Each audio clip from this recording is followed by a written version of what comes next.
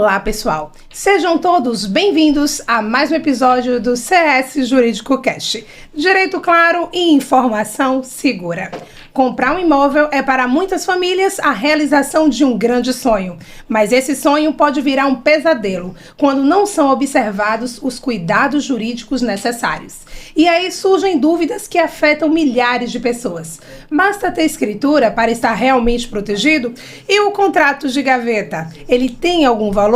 E quando o imóvel está irregular, quais são os riscos para o comprador e para a família? O tema de hoje é compra e venda de imóveis. Quais cuidados jurídicos são essenciais? E para responder essas e outras questões, recebemos uma convidada muito especial, a doutora Vitória Morim Prota, advogada especialista em direito imobiliário, que vai trazer orientações práticas para transformar riscos em segurança jurídica.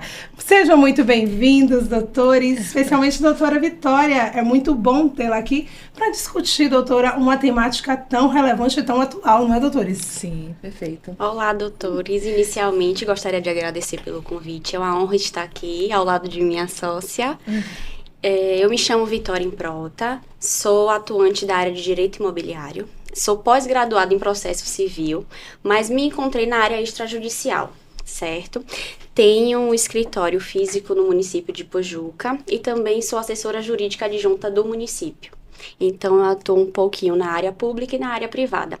Desenvolvo mais ainda no escritório essa parte de regularização imobiliária, análise para identificar a situação atual do imóvel, a parte posterior de desenvolvimento de regularização, além também de atuar basicamente na parte cartorária. Eu fujo um pouco da parte judicial, por isso que a gente até se complementa. Sim. Eu sou do extrajudicial, ela é do judicial. Eu acabo atuando 95% dos meus casos na parte cartorária, extrajudiciais, através dos tabelionatos, cartório de registro de imóveis, como também os cartórios de registro civis. Certo, doutora. Gostaria de estender aqui os meus cumprimentos à colega que a gente trabalha ali diariamente juntas. É uma felicidade também ter você hoje aqui, doutora, compartilhando esse conhecimento. É um ser humano incrível, não só como pessoa, mas como profissional também. Então, para mim, eu sou suspeita para falar, mas é um prazer. Então, vamos extrair aí muitas informações, né, porque tem muito conhecimento para ofertar para os nossos ouvintes, não é isso? Doutora, a sociedade em geral, vamos lá, nós sempre temos a perspectiva, para muitos, que a compra de um imóvel é a realização de um sonho. Não é isso? Muitas vezes é o sonho da casa própria, ou até mesmo quando não é a casa própria, é para um investimento, para gerar uma segurança, não é, para a família, respectivamente. Mas sabemos também que nesse cenário também pode haver muitos golpes, muitos prejuízos, e aí vem a importância de uma consulta preventiva, de um profissional habilitado como a doutora, que tem uma vasta experiência na área extrajudicial, para orientar propriamente dito, né, hoje a sociedade. Então, o nosso primeiro questionamento, por assim dizer, não é, doutores, seria em relação quais são os requisitos necessários, como é que funciona a compra e venda de um imóvel, respectivamente, o que é preciso? Então, vamos lá. Inicialmente, eu trabalho da seguinte forma. A gente não pode iniciar já imediato com a regularização. É necessário uma análise primária, certo? A gente precisa identificar qual a situação atual do imóvel. Como ele está perante a prefeitura, como ele está perante o condomínio, como ele está principalmente perante o cartório de registro de imóveis, que lá onde vai constar a verdadeira certidão, a verdadeira matrícula do imóvel. Então, o que a gente faz é uma due diligence, certo? Que é uma diligência preventiva para identificar, através dessas análises, através dessas buscas, qual é a situação real do imóvel, como ele está na prefeitura, se tem débito de IPTU, se lá realmente quem consta como contribuinte é quem está vendendo. No cartório de imóveis, que é o principal, que é, vamos se dizer, hoje a gente tem o RG, o nosso documento do imóvel hoje é a matrícula, certo? É o documento que a gente vai identificar se ele realmente está regularizado ou não. E ele é cedido através do cartório de registros de imóveis. É um cartório específico de imóveis.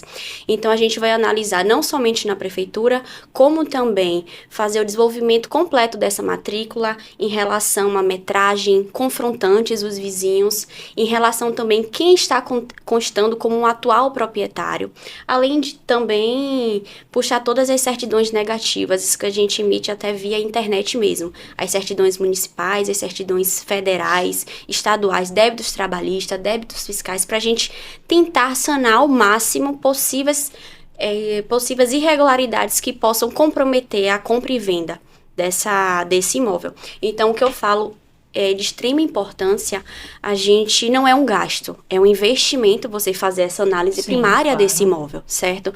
Para você saber o que você está comprando, para você saber o que está adquirindo, para evitar posteriormente problemas futuros que muitas das vezes podem chegar até ser irreversíveis. Só pontuando a questão, às vezes é interessante quando chega alguém no escritório e aí a demanda de imobiliário, e aí eu pergunto, doutora, e isso? Ela, Camila, a gente tem que ver a situação do imóvel, eu preciso fazer as consultas, eu preciso verificar, porque não é simplesmente passar uma informação sem saber a real condição daquele imóvel, porque futuramente pode até haver problemas. Por exemplo, um imóvel irregular, ele não pode ser financiado, né, doutora? Isso. Não é aprovado, não é financiado. E muitas das vezes, essas análises têm que acontecer de 30 em 30 dias, porque as matrículas vencem. Então, a matrícula de imóveis, por exemplo, tem a validade de 30 dias. Então, se um cliente chegar para mim com a matrícula vencida, eu não tenho propriedade para analisar, porque nesses 30 dias terem ocorrido algumas mudanças e o imóvel passou de ter aquelas determinações. Então, são análises, vamos se dizer, mensalmente. Então, eu preciso fazer um memorial completo desse imóvel para aí sim entender a situação real e saber como a gente vai regularizar ou saber se realmente ele está apto para uma venda ou não.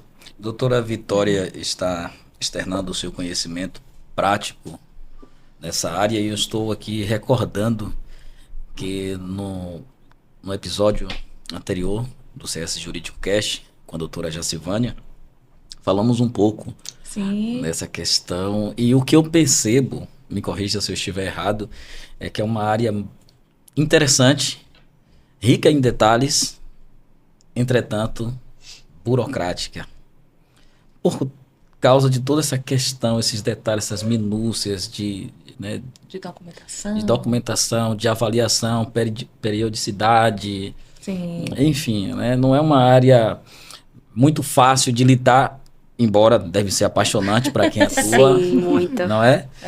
E a questão é a conscientização do cliente que busca esse serviço na área imobiliária, ter conhecimento de fato que não é algo simples que chegou, porque às vezes o cliente chega no escritório e ele quer uma resposta pronta, imediata. Ele traz até um caso concreto, mas você não consegue dar uma resposta sem fazer a análise minuciosa, sem fazer essas diligências, né? Por isso que a maior parte, só pegando uma deixa, a maior parte do trabalho do direito previdenciário, ou do direito imobiliário, é essa prévia, né? Isso. Porque você precisa fazer esse levantamento.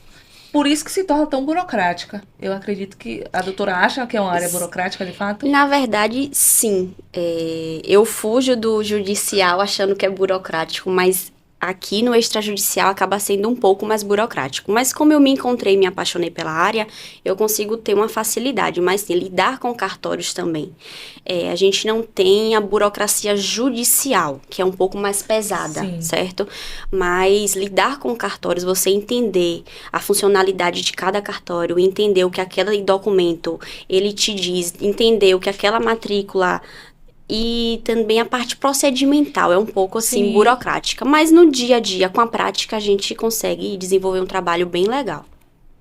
Essa parte aí fica com ela, porque como eu falo com ela, eu não sei como é que você gosta. De fato, a pessoa tem que gostar para lidar com tamanha burocracia, com tamanhos documentos. É claro que tem casos que a gente precisa atuar em conjunto, porque, por exemplo, inventário extrajudicial ou litigioso, então a gente precisa fazer de maneira judicial. Então aí já fica mais comigo, em que pese a gente também atue muito junto, né, doutora? Sim. Mas é perceptível que a doutora Vitória realmente... Tem uma Gosta pergunta do que aqui para faz. fazer relacionada ao FGTS, que é uma economia que os trabalhadores mantêm ali na sua conta vinculada, né, do FGTS, que eu tenho uma crítica pesada porque rende quase nada, 3% ao ano, rende menos do que na poupança. Imagino.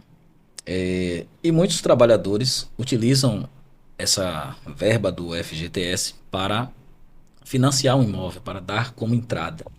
E para o público, no geral, doutora, poderia explicar em quais casos e quais as possibilidades de utilizar a verba do FGTS para a aquisição de um imóvel? Muitas famílias hoje utilizam o FGTS como uma compra de um sonho, vamos se dizer. Comprar hoje um imóvel é uma compra de um sonho. Então, muitas pessoas, quando sacam esse FGTS, quando já está liberado, muitas das vezes compram à vista, certo? Porque a gente até não consegue financiar um imóvel irregular, vamos se dizer. Então, elas muitas das vezes esquecem da análise procedimental e vão na parte afoita de garantir o imóvel a qualquer custo. E muitas das vezes eu faço muita análise preventiva, mas eu faço muita análise também posterior à compra e venda. Então, aí já entra o pós-contratação. E aí é um pouco mais complicado. Vamos se dizer que em alguns casos até a gente tenta reverter essa contratação. Porque em algumas situações os vendedores podem agir de má fé, sabendo que está vendendo um imóvel irregular, completamente irregular, mas de outra parte a gente sabe que quem está comprando tem um dever de saber o que está comprando. Então eu sempre falo ao meu cliente, não espere que o comprador lhe entregue tudo de mãos beijadas. Você, como comprador, você está querendo comprar, você está querendo a principal parte ativa daquele negócio. Então, você que precisa buscar saber se o imóvel está correto na prefeitura, se o imóvel tem dívida. Um exemplo disso é que a dívida do IPTU acompanha o imóvel, independente do proprietário. Claro que ele pode vir entrar com uma ação para pegar esse valor que ele teve que gastar para pagar o IPTU, mas acompanha a dívida. E para você resolver, a dívida condominial também acompanha o imóvel, trocando de proprietário, trocando de possuidor. Como é que a gente vai resolver isso? Então, pós-contratação, quando já vem dessa situação irregular, é muito mais traumática, além de que o sonho da pessoa comprar a casa própria com FGTS acaba virando um pesadelo, vamos se dizer. Então, a gente vai ter que desconstruir muitas das vezes essa contratação, ou, por sorte, muitas das vezes também a gente consegue encontrar uma solução cabível, célere e às vezes não tão custosa para regularizar. A gente consegue, através das análises, das matrículas, encontrar uma solução cabível. Mas até porque a gente tem que levar em conta que algumas situações, quando chega nesse nível, a gente precisa judicializar. E quando judicializa, não depende tão somente do advogado. Precisa da análise judiciária, a gente vai ficar à mercê do que o juiz determinar. Então, querendo ou não, passa a ser uma situação emocionalmente dramática. Sim. Podemos dizer que e isso. nessa situação de imóvel irregular, quais seriam as possibilidades, né, Sim, temos inúmeras possibilidades. A principal é o receio de você estar comprando um imóvel de quem realmente não é proprietário, certo? Lá na matrícula do imóvel que é emitida pelo cartório de imóveis, quem está vendendo é quem não consta como atual proprietário. Essa pessoa já é meramente possuidora, não é proprietária, que existe essa diferença. Sim, claro. Proprietário hoje é só quem registra a escritura pública, certo? Você que detém um contrato de gaveta, você é meramente possuidor. Então, isso é o principal problema, como dificuldade a pessoa constrói, reforma, não há verba essa construção. Outra irregularidade, dívida de IPTU, dívida condominial, dívidas de ações trabalhistas também, que pode recair.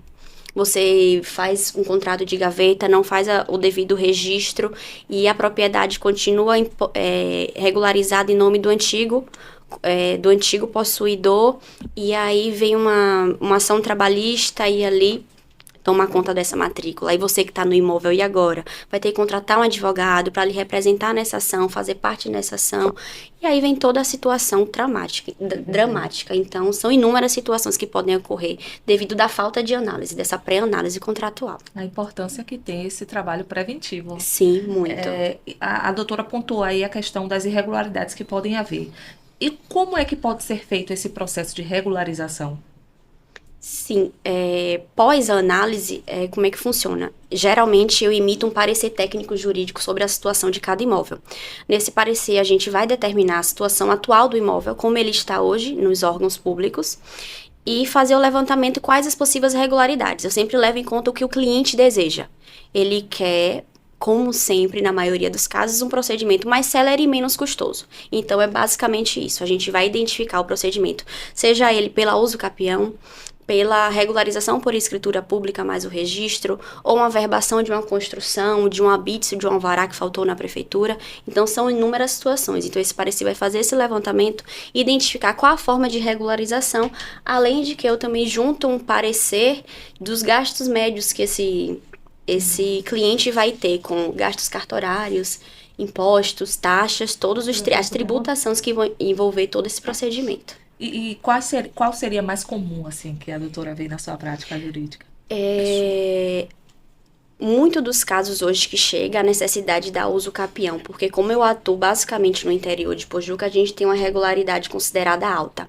Então, a gente tem inúmeros contratos de gavetas que não seguiu o seu devido procedimento de registro, então as matrículas hoje elas estão completamente desatualizadas. A gente pega proprietários que os registros foram de 1970, então provavelmente já tem inventário do inventário. Sim. Então a gente não consegue identificar, então a gente consegue apenas regularizar pela uso capião, utilizando o somatório de posse, utilizando os justo títulos da prefeitura, guia de IPTU, contas de água, contas de luz, para utilizar como justos títulos para uma possível regularização. Então, basicamente, a uso capião em primeiro lugar, por ser o interior, a dificuldade do interior, e muito dos casos, como tem as matrículas, a gente regulariza pelo devido registro da escritura pública.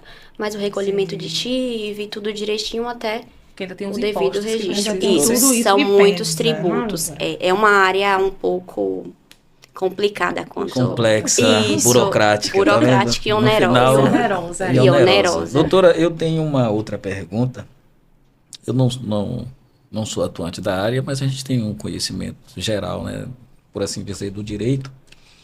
E já atendi pessoas, eu acredito que o nível de consciência talvez não seja assim tão elevado, porque também tem pessoas que não estão se importando com todos os problemas posteriores. Tem gente que só quer a aquisição daquele bem, que entendeu que aquela proposta é interessante, não quer saber se tem escritura pública, quem é o verdadeiro proprietário, não quer saber que tem diferença entre possuidor e proprietário e que o imóvel está à venda e a pessoa quer adquirir.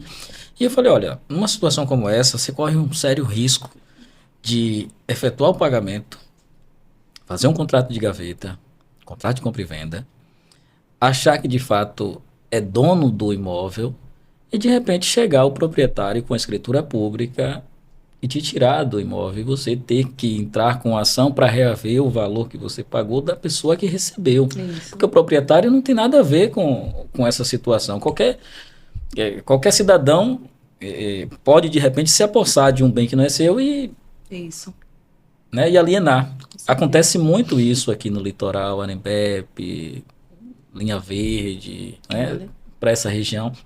Acontece muito essas vendas irregulares, né? E, no geral, a pergunta é a seguinte, qual a diferença do contrato de gaveta para um contrato formulado em cartório com escritura pública? Então, vamos lá. O contrato de gaveta é um instrumento meramente particular, em que duas partes expressam sua vontade. Geralmente, uma quer vender e a outra quer comprar. Então, eles fazem um contrato de 2 páginas, informando o objeto, forma de pagamento, data e acabou. Eles assinam, às vezes reconhecem firma ou não da assinatura e realmente colocam na gaveta. Por isso que é chamado contrato de gaveta. Esse documento, ele transfere apenas a posse do imóvel, certo? Essas pessoas não vão ser detentoras de direito, de pleno direito daquele imóvel, mas vão ser meramente possuidores. Posse também é um direito protegido, certo? Pelo Código Civil, mas não detém tanta segurança quanto a propriedade. E aí que vem a diferença. Esse contrato de gaveta, ele só garante a posse. Ele não seguindo o seu devido registro, que é aí que a gente entra no contrato regular. O que é isso? O contrato de gaveta, ele pode ser regularizado. A partir do momento que você faz o contrato de gaveta, o próximo passo é você ir até a prefeitura competente, e recolher a guia de ITIV, certo? Recolhendo a guia de ITIV, você faz o pagamento e aí você vai num tabelionato de notas a entrada na escritura pública. A gente vai dar o segmento de um contrato particular, ou seja, um documento particular, passar a ser um documento público, que é através da lavratura de escritura pública de compra e venda. Para isso, a gente precisa do pagamento de ITIV, além de todas as certidões estarem tudo ok. Nesse passo é que a gente vai dar uma validade jurídica para esse documento, certo? Vai passar de um documento particular para um documento público validado pelo tabelionato. Lá vai ser lavrado, as pessoas vão aferir suas vontades, além de assinar. Mas, por si só, essa escritura também continua apenas transferindo a propriedade. Se ela não for registrada no cartório de registro de imóveis, ela não tem a sua finalidade atingida, certo? Seu potencial final não vai ser atingido. A escritura pública, ela é um contrato de gaveta, claro, que passa a ser público, tem uma burocracia mais elevada, mas ele continua apenas transferindo a sua posse. Ela só vai ter a garantia de propriedade a partir do momento que você pega essa escritura pública e registra na matrícula do imóvel, num cartório de imóveis. São procedimentos diferentes e em cartórios diferentes, por isso que entra a burocraciazinha do direito imobiliário. Então, muitas pessoas até chegam a confundir escritura pública com matrícula. Não basta a pessoa hoje ter uma escritura pública que garante que o imóvel está regularizado e que a pessoa é proprietária desse imóvel. É efetivamente essencial o registro dessa escritura pública na matrícula, que lá vai ter o registro, tudo direitinho dessa escritura, transferindo a propriedade do vendedor para o comprador. É importantíssimo isso. E é o ditado que a gente fala muito, só é dono quem registra. Quem não registra a escritura é meramente um possuidor. Um detalhe que faz toda a diferença. Toda a diferença. Toda a diferença. São muitos nuances, não é, doutora? Sim. Muitas dicas práticas aqui. Eu, particularmente, estou encantada. Não tenho tanta a questão prática, até mesmo dentro do escritório de direito imobiliário, certo? Mas quanto é importante, principalmente na realização de sonho, da constituição de uma casa própria, estarmos realmente resguardados, né, com um profissional habilitado para que possa nos orientar, propriamente dito, como a doutora bem pontuou, para que esse sonho não se torne, né, um pesadelo, não é isso? Caminhando para o final, doutora, qual seria a mensagem que a doutora deixaria para os nossos ouvintes? Um alerta também, principalmente na tua área, que hoje o pessoal vai muito nessa questão do contrato de gaveta, acredita na questão da validade, e como bem a doutora pontuou, é mero possuidor, não é propriamente dito o proprietário. Então, qual seria a mensagem? A mensagem principal que você tem que encarar que você já está fazendo uma aquisição completamente onerosa, que é a aquisição de um imóvel. Hoje o mercado imobiliário está um índice altíssimo, certo? De valor econômico. Então, o comprador que está ali apto a fazer essa negociação tem que estar apto também a fazer o investimento dessa análise. Eu nunca falo que é gasto, porque gasto se perde. E essa análise imobiliária é um investimento de evitar problemas muito sérios futuros, certo? Problemas futuros, assim, que a gente pode inibir. E que muitas das vezes eu chego até a falar, meu parecer jurídico é contrário a essa contratação. Eu falo, o cliente faz se quiser, obviamente, mas eu falo muitas das vezes, não compre esse imóvel. Não compre esse imóvel, não vale a pena comprar esse imóvel. Muitos pareceres jurídicos que eu faço é nessa intenção. Não vale a pena, não vale a pena. Então, a mensagem, assim, final que eu posso deixar é: invista, já que você está investido numa compra imobiliária, em um sonho, ou uma aquisição, ou um investimento, aproveite para fazer um investimento também nessa análise imobiliária, nessa pré-análise, nessa due diligence, que vamos dizer, é primordial para você identificar a situação atual do imóvel para que na frente, futuramente, não tão futuramente, até em questão de meses, os problemas podem aparecer. Então, a mensagem é basicamente essa: invista na sua contratação, invista na sua segurança jurídica e contrate um advogado especializado da área que possa garantir e acompanhar essa contratação para que não aconteça problemas futuros. É verdade, doutora. Logicamente, né, proteger o patrimônio Exatamente. familiar. Exatamente. Não é isso? Agradecer a tua presença aqui hoje, né, Obrigada. propiciando tanto conhecimento para a gente nessa área de imobiliário, doutora Vitória. Muito obrigada. E Eu que todos nós agradeço. agradecemos. Eu que agradeço Obrigado, a doutora. participação. E você, que nos acompanhou até aqui, como sempre, se inscreve no canal, ativa o sininho, curte, comenta, compartilha, porque hoje foi inúmeras dicas práticas e um conteúdo altamente relevante. Aqui no CS nós temos um lema: onde o direito é ponte, não há barreira. Até o próximo episódio.